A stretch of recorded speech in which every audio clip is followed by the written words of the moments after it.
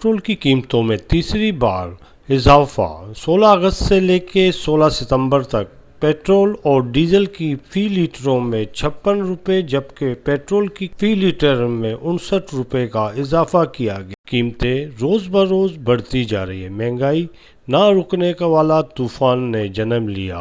लोगों ने पेट्रोल की कीमतों में इजाफे के लिए वश टीवी से बातचीत करते हुए कहा, हमारी गुजारिश ये है कि पेट्रोल कल सस्ता था, आज फिर ये 334 रुपये लीटर कर दिया गया है। हुकूमत से गुजारिश ये है कि पेट्रोल को कम किया जाए और महंगाई को भी कम किया जाए। ये महंगाई की चक्की में हमको पीसा जा रहा है। आवाम कब तक पेट्रोल भराएगी? गरीब आवाम कहाँ जाएगी? आप ये बताएं।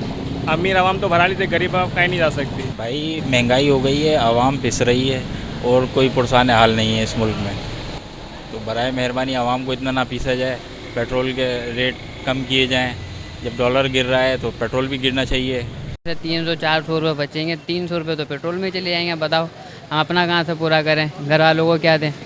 पेट्रोल की कीमतों में इजाफे से सिर्फ गाड़ी और मोटरसाइकिल मालिकान पर असर नहीं पड़ेगा जबकि पब्लिक ट्रांसपोर्ट के किरायों में इजाफा होता जाएगा और महंगाई का एक नया तूफान जन्म लेगा जो लोगों को बहा कर ले जाएगा।